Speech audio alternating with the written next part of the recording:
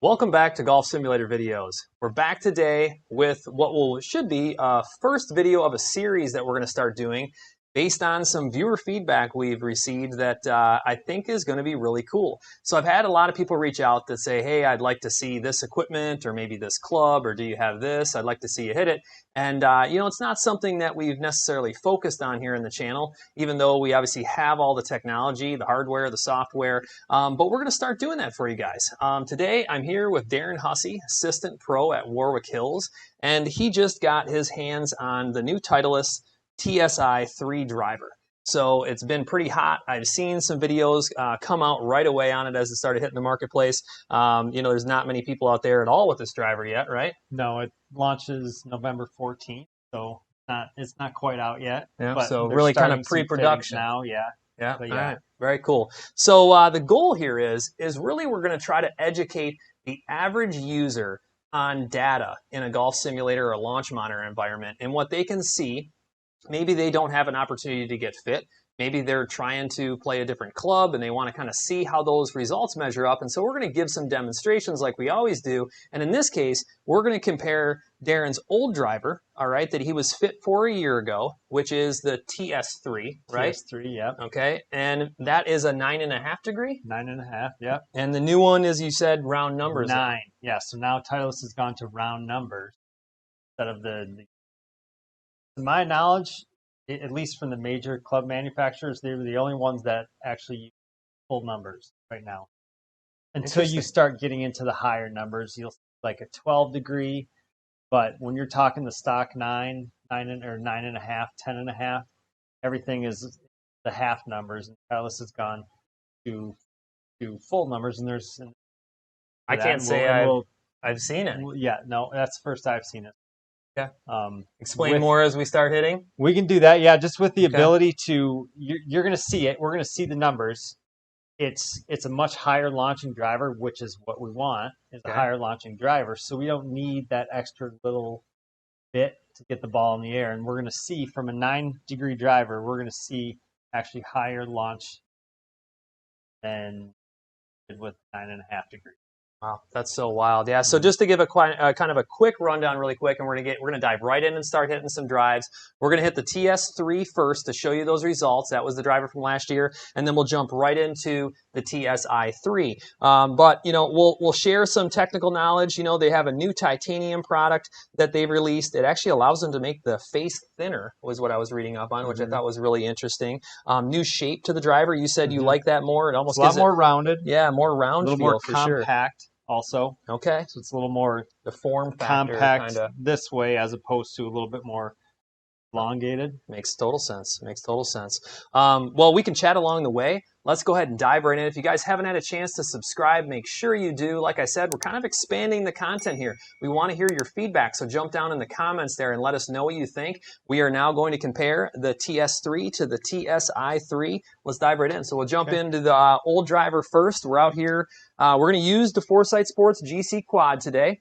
As you guys have seen in the demonstrations, I really enjoy the GCQuad. We have both drivers stickered up, and I'll tell you what I'll do.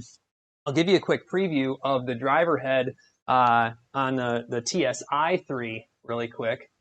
Go ahead and get that center. You can see the stickers that I have on the club. Okay, I can give you a quick little preview kind of the bottom as I'm trying to focus and hold. Move that around. Oh, there's the bottom of the club, and I'll tell you what I'll do. I'll put up some images comparing these in just a second, okay? So just kind of give you a preview of what the dots look like, all right, on the face. We have both of them stickered up, so we're going to be measuring club data today, and we're going to be measuring ball data. So let's go ahead and hit some balls. Okay. So first up is the TS3. You were fit for it a year ago, and you were telling me you had a little faster club head speed. Last year I had a little faster club head speed.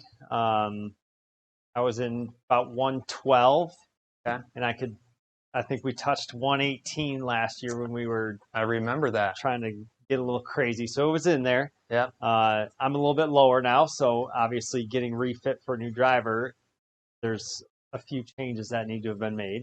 Yep. But nothing major. It's close enough where it's the same flex, X flex, and it's the same weight. Okay. And we actually tried some real high end shafts, like the Tour AD, and it was just too heavy for me. I create my speed through a little more flexibility, a little longer time for me to get to the ball. That's how I create my power. I can't create quick power from the top, so we had to go with a little bit lighter shaft. Fortunately, that was actually a stock shaft that Titleist carries, so I didn't even have to go into the premium shafts. Wow. So wow. the numbers were actually better. That's some good information for our viewers. I like that. So, all right, let's just take some just comfortable swings. Old driver. Old driver.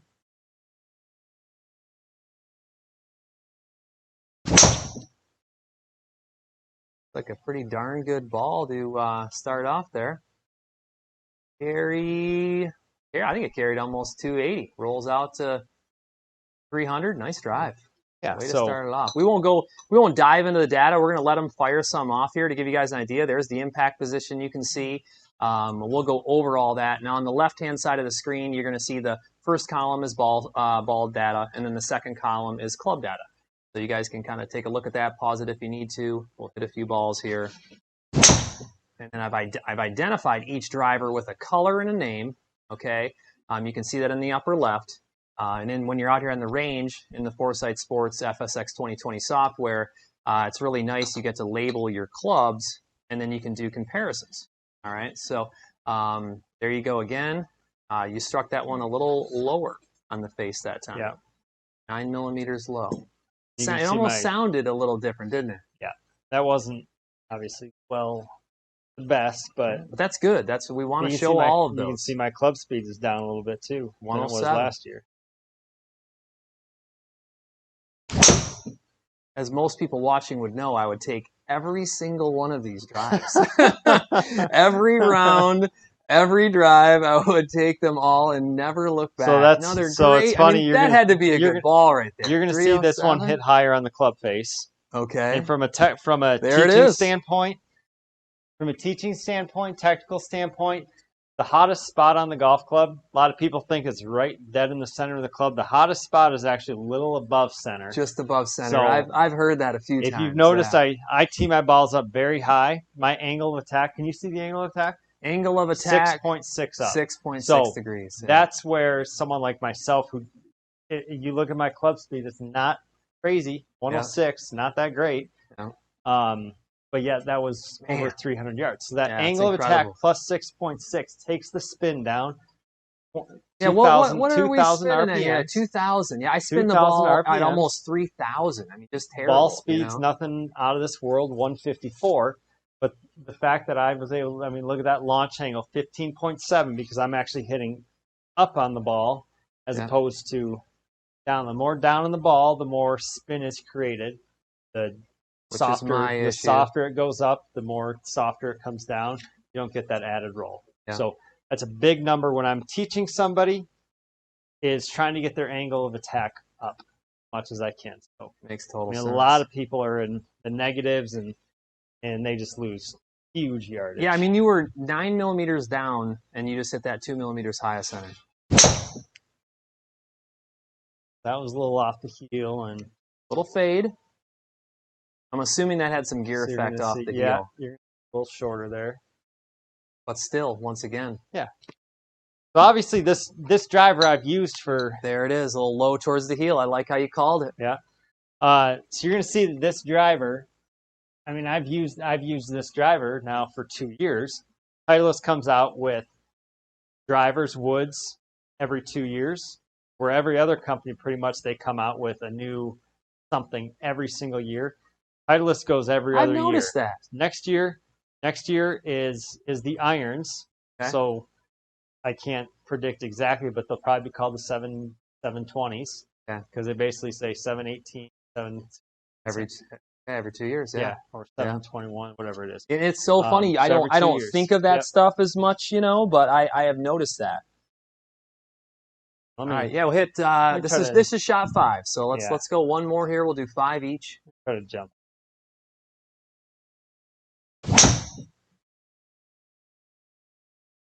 You could say you pulled it a little bit, a little low on the club.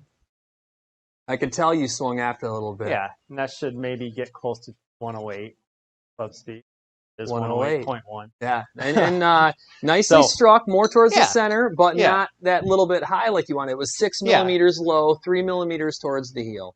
You know, it's amazing. Just like in baseball, you see like a pitcher and he'll throw 98, 99, 98, 99. And everyone's like, well, why don't you just do it just a little bit harder and get that 100? And it's like, just to get for when you're optimized at a certain mile per hour, to just get that extra mile per hour or two extra, there's a lot of changes that need to happen. Yeah. So for me, just to get an extra mile per hour or two is not easy. Well, and like we were talking, I mean, not many people were able to stay in shape and play as much and everything. And we're in Michigan here, just so everybody knows, if you're tuning in for the first time. I mean, we were shut down. I mean, people weren't even able to do anything. You didn't have a golf simulator, essentially. Yeah. We weren't able to golf for a while, remember? Yep. And then they opened the courses up and everything. But it was just, I mean, everything was just different. No gyms or anything. So, I mean, it makes total sense. All right, so I'm going to change clubs here. We're just going to go up and do a club selection. In the upper left, you can see the TSi3 9 degree we already have loaded. All right, so we'll put that up. Perfect. So we can disclaimer that I may hit some balls a little more crooked now with this for the time being. I've literally hit this driver 6 times. That's a good point. Now we should bring that up. Okay. Yeah, this showed up a couple days ago. Yeah. You said you played like a couple holes. And there's a grace period there where you gotta just, when you get a new golf club, I see so many people that get a new golf club and they play one round with it and they're just throw it away and they don't want anything to do with it. And it's like when I transferred from my old driver into the TS. Yeah.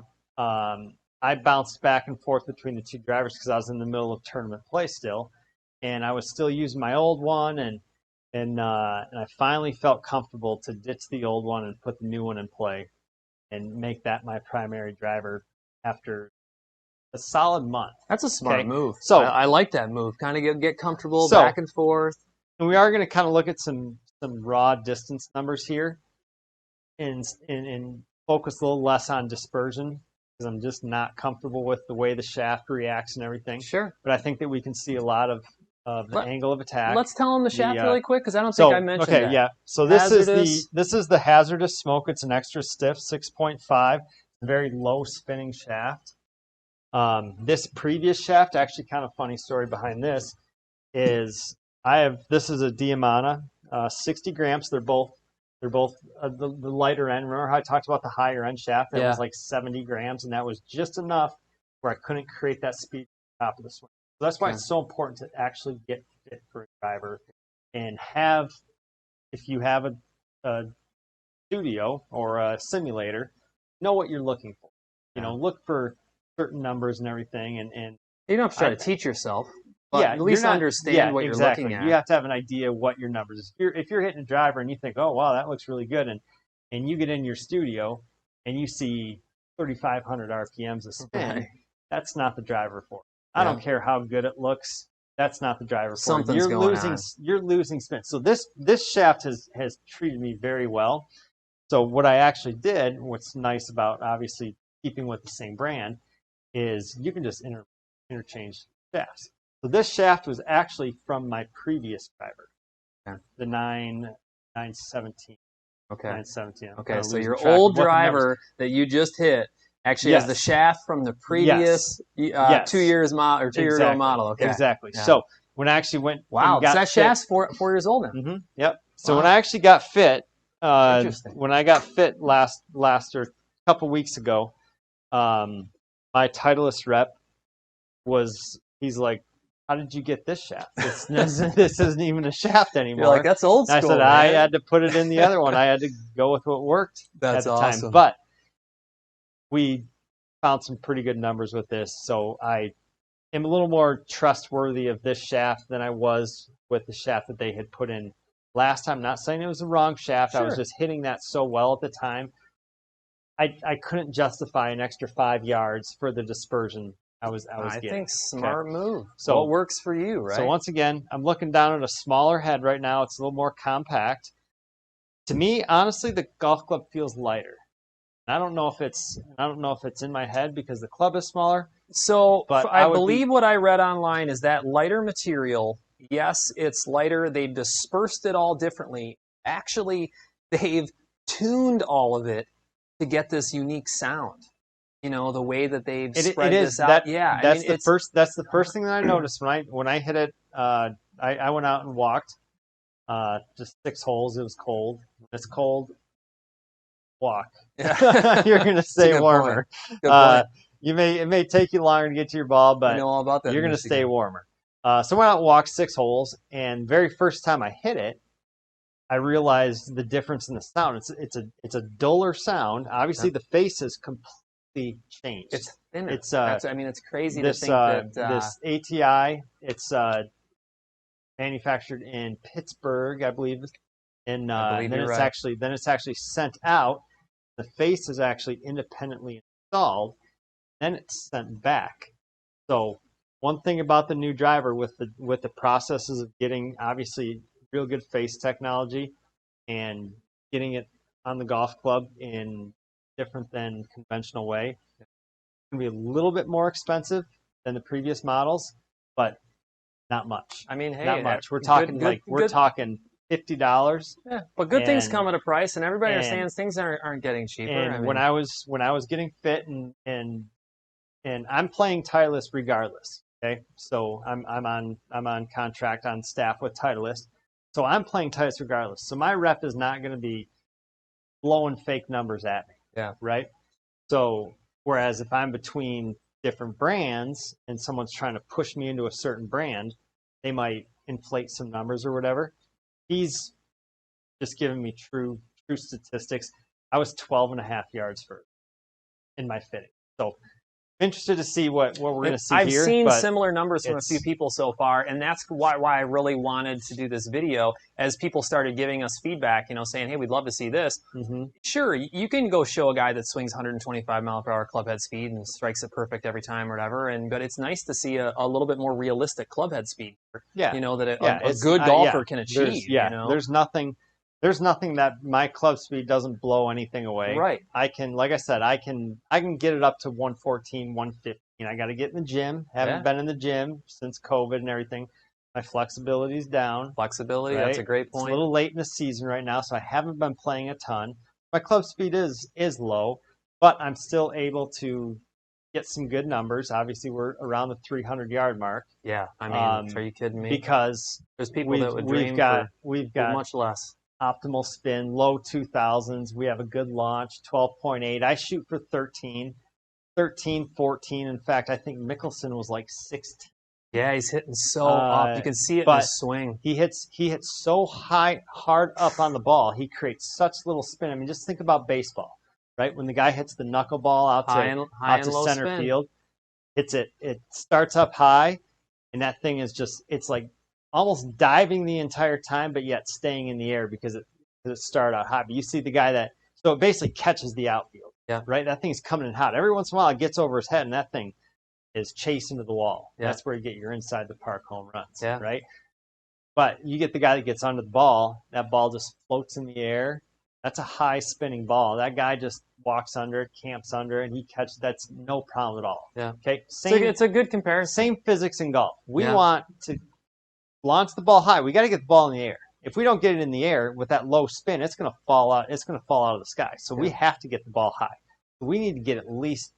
I shoot for 13 degrees vertical launch. Okay. And then we got to keep our spin down.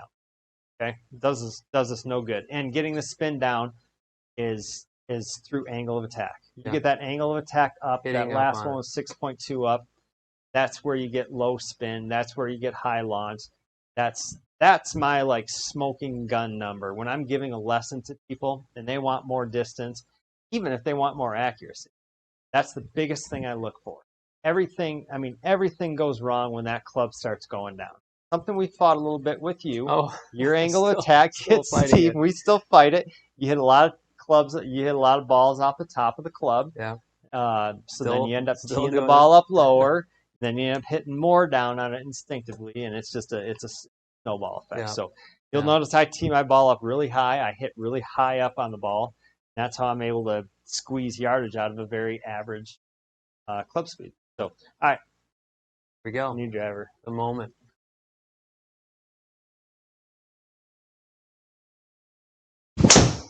I think that's all awesome information for everybody, though. That's the whole goal of these videos, just so everybody understands, is that we're trying to, ooh, that carried 280 something. And we're at 310 already. So 310. And I don't think I touched that. I was going to say, and you warmed up with like a couple wedges before this. Wow, look at the strike. Well struck. Just below, you were 3 millimeters low, but you hit dead center of the club. Now look at, so remember my last one? 13.7. So you're higher in launch. Check out the spin. That's 200 RPM less already. Yep. So I'm under 2,000 RPMs now. And this is, I'm telling you, this is face technology right here. Okay. There's my club speed maybe bumped up a little bit. They're a little more aerodynamic.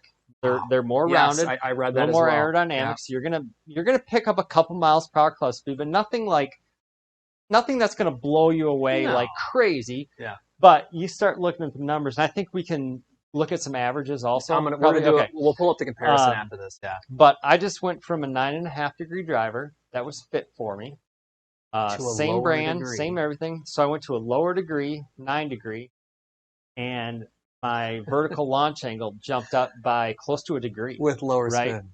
So go for 315. Lower spin. Yeah. So let's and that actually I didn't really jump at. No, it was just a nice swing. Yeah. We'll get after one a little bit. Yeah, but no, that was one. I like it though. You're at 108 still. Yeah, and you're hitting the ball kind of like a good number boom, for 10 me yards right now. further.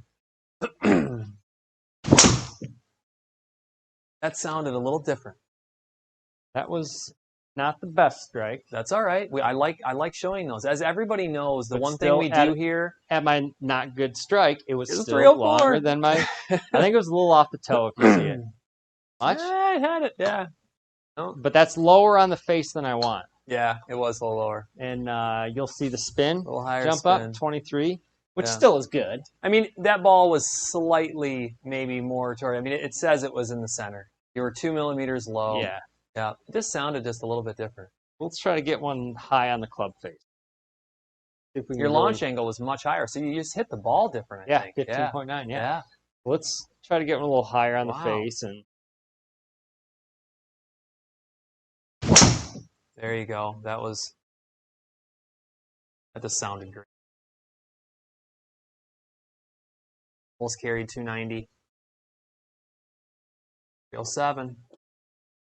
I mean, we're like what I see. I mean, they hit that one a little bit lower, and you like just like we talked about, the sweet spot's just above, and so you hit that 8 millimeters low that time. And you got to, and I mean, what you have to realize is you're flushing these. There's down, the dots are in the middle. Yeah, there's a lot of people that are using technology that's not fit for them. They just pulled the club off a rack, and they pulled it out, and they said, "Oh wow, I hit this really good." I'm going between two drivers that I've been fit for. Yeah. Okay. So this is like, that's good. We're talking apples to apples right now. Yeah. Right. And we're seeing some pretty significant changes. Yeah. Well, your ball speed too. I think we're going to see that's going to be higher. That was 159, and I think we were seeing low 150s or something. And that's not. Yeah. And 159 is not. It's nothing crazy at all. Not at all. Yet I'm still getting over 300. Right. So. Obviously, optimizing, this is where taking some lessons comes into play, getting somebody's angle of attack up and spin down, stuff like that. But you optimize numbers, you don't need some crazy club speed. Yeah. Obviously, if I want to go full Bryson, start hitting at 380, I'm going to have to change some. Yeah, including physical shape as a whole, as everybody has noticed. Including putting on about 50 pounds. You're right. All right. That last one carried 284. 284. Yeah. It's nice looking at the carry number. Let's go for it. Wow. That was definitely high on the club face. It still sounded pretty good though. I'm noticing just little changes in acoustics, depending on like if it's just slightly. So once again, remember we talked about high on the club face. Yeah. Okay. And there you go. See how that was the highest one yet? It was actually not 4 millimeters high, solid, but launch angle went up 15.8. Angle of attack is still well up, but look at how much that spin dropped just there from the high and the face. So the spin was down a couple hundred. Your club head speed is like 108. 108. You're not even swinging harder. You're hitting it better. Like you said, a little bit higher. Man, that was a great drive. Great drive. Yeah, I mean, so for me to squeeze, honestly, for me to go from 310 to 315, I don't think I can do it right now. Right now, I'm gonna have to believe it. restructure I believe a few it. No, I was things joking. I was joking. Don't hurt yourself. It's so true though, like how everything has just changed this year. I mean, a lot of people haven't been able to golf at all. I was just talking to some guys I know in Australia. They just opened courses back up there. They've been shut down for months. Oh yeah. So a little pull, and look at the distance. Oh really? You can't go There's- 315. Can't go 315. Oh man. What was that club speed? So that was. So I got another. I got an extra mile. So Yeah. so typically, extra mile per hour of club speed will equate to about 3 yards of distance. Yeah. So Yeah. There you go. and look at that. We're So at do we want to 312. compare? We have 5 and 5 right now. Sure. Yeah, we can throw the data up there. So I'm going to go up here to my 3 little trajectory marks that you guys see at the top of the screen there. And then we're going to, there's a dispersion of that driver we were just hitting. And what we can do is we can go to compare, okay? And I'm going to select the comparison. And I'm going to select both of those drivers that we just hit, okay? And we can select ball data as well. Click compare. And then now what we're doing is we're comparing both of those clubs against each other.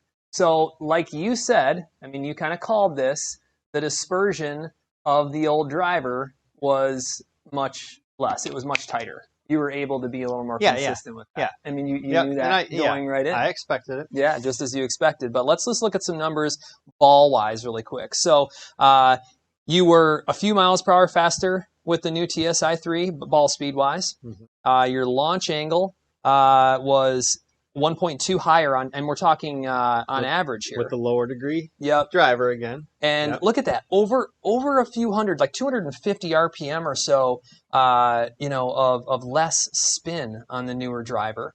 Side angle, well, you don't really need to worry about that, but the carry, I mean, we're talking basically 10 yards. I mean, 9-yard difference in carry, which total, like I said, I'm not really ever worried about total in the simulator. It's an estimate anyway, based on condition. You can make it roll. Yeah, it's an educated guess. You can make the hardness, just so everybody understands how that works. You can take the fairway hardness and jack it up if you want to. Carry is really what you're kind of looking at. So, man, that's as long as they're we have a consistent set fairway. I don't know if you have. What do you have it on? Just it's moderate? Like in the middle. Yeah, it's just right in the middle. Yeah. So, out here in Michigan with some certain weather, you might. Who knows? You might get some crazy. Carry distance is the main number I look at, but I also take a peek at total numbers. Even though it's a calculation, it's calculating based on the launch angle, and the spin.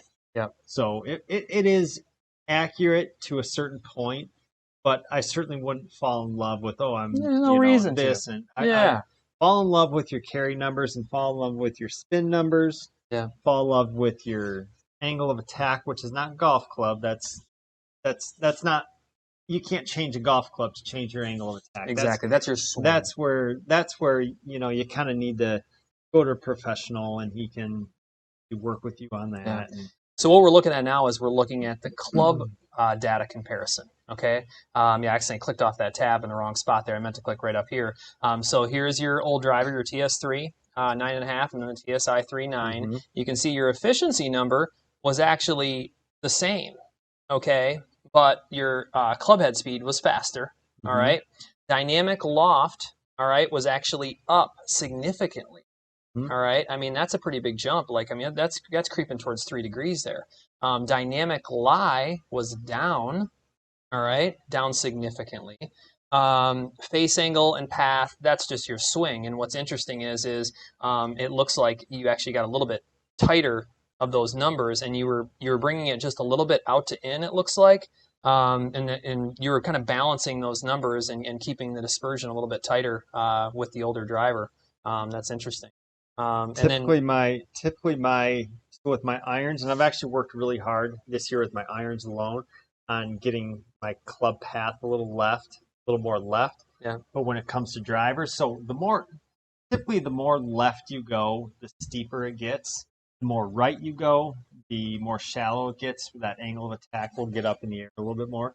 So with the driver, obviously you want to keep it within reason, but Sure. you'll notice that my club path will typically show a little more right with the driver than it will with an iron. And it's just the fact I'm just trying to get some out of it. Doesn't mean I'm hitting draws. Oh yeah. To have it, I can rotate a little harder with the driver and square that club face up, but that initial direction of that club coming to the ball is going to show a little more right with the driver than it will with an iron. And then the last number there, it was funny because you actually started swinging a little bit further up when on the new driver. It was 6.1 versus 6.6 on average of the 5 shots. So interesting, very very interesting data. And and to be honest, I can't put any reason to why that is. We can maybe guess some things. Yeah. Maybe instinctively I see you less can come loft. on right over here. We'll just kick the ball out maybe, of the way. Instinctively I see less loft, so I feel like I might need to hit up. I don't know. I really don't know. But the fact that I went from an average of 6.1 to 6.6, that's yardage. Yeah. That's distance. Yeah. But the bottom line is, not actually. Yeah. And I would love to see the actual. What was the average numbers? Those were the averages for each. Oh, distance averages. Yeah, so we were like 10 yards. We were like 10 yards further. I can pull them up again really quick. So all you have to do a compare is just go to your compare button, and we already have them loaded. There you go. So you just wanted to look at ball data. So this is you averaged 285 on the new driver. You averaged 276. That's big for somebody who's been fit into two drivers. It's very big. And when you're talking 10 yards, back out of that. When we're talking 10 yards, that's the difference between an 8-iron and a pitching wedge. Yeah.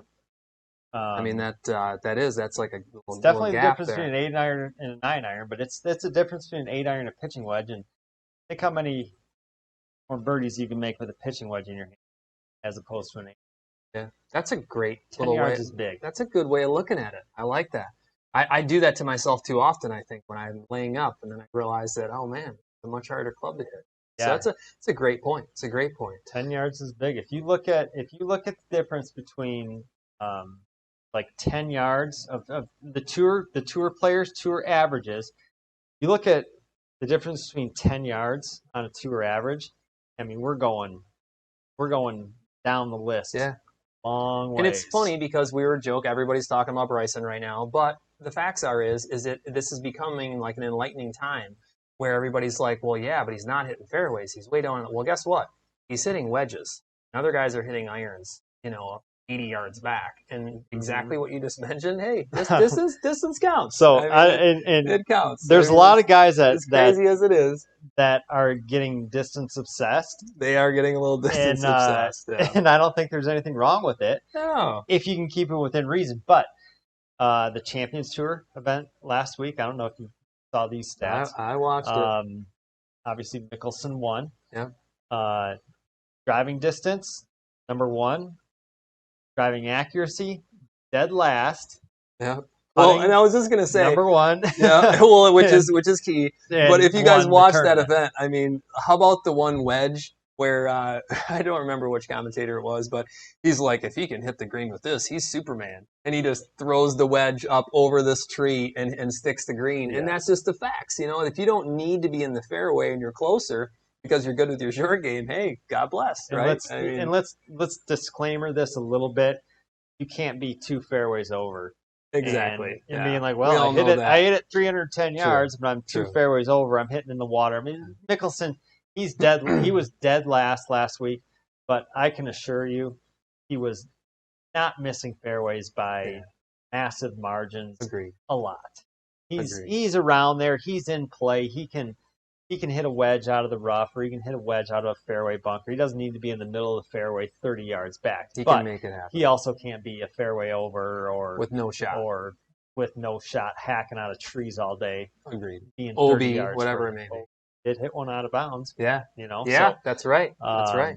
So no, it's a good point. Take that with a grain of salt. Yeah. We want our distance, but let's sacrifice some accuracy. it's just what the game is starting to turn into a bit. Sure. But be realistic. Don't think that you hit it wherever you want and still score. Easier to score from fairways. And like you said, with the shot, the Superman over top the tree, you probably can't pull that shot. Most guys on pull tour that shot off. pull that shot off. So yeah, I think I totally agree. They have a little better ability to escape trouble also than we do. Yeah. Basically, to summarize that, it's like, hey, you can chase distance as an amateur, and just like we said in this video, the whole goal that we're going to try to do with these guys is we're going to try to be realistic. And I think Darren, as good of a golfer as he is, I still think that just like we talked about club head speed, there are a lot of good golfers out there, a lot of good amateurs that can achieve a club head speed like that. And if they get fit properly and start doing good strikes with good angle of attack and just everything, just like you're saying, they get dialed in. I mean, they can achieve numbers. And if they're looking to upgrade drivers, this shows you an example of opportunity. I can promise you, there's friends that I know, there's guys that I know, there's members at my club that I know that have a higher swing speed than me by they're going to gain a decent amount, and I hit it well past them because they don't have those optimized numbers. I see what you're saying. Yeah, I was going to say if they had the optimized numbers, then they're they would going be to past gain. me. They would be past me. Exactly. So that's where having this instant data feedback with whatever you're using, if you have good club data, it's good, consistent, good, accurate, you can build on stuff like that. You're just simply trying to swing hard and look at your club head speed, not doing anything. You need to know what you're looking for. You need to look at your spin numbers. You need to look at your angle of attack, and at least understand it, like you said, to know that you're off. Enough. Even if you just like, oh wow, this is off. Call a swing coach, say, hey, my numbers look off. Can you take a look at this? At least it activates you to go do something. So hopefully, that was the whole goal here, guys. This is obviously our first video we've done, so I appreciate you tuning in. I want feedback. Comment below if you're like, hey, I really wish you would have done this. You didn't do this or didn't do that. Love to hear it. So comment below and let us know. I thank you for coming out and doing this. We appreciate it. And if you guys want to see other content, make the suggestion, whether it be a driver, an iron, whatever it may be. Maybe we can make it happen for you. So let me know. Like I said, make sure you subscribe because there'll be more videos coming. And as always, appreciate you watching. Take care.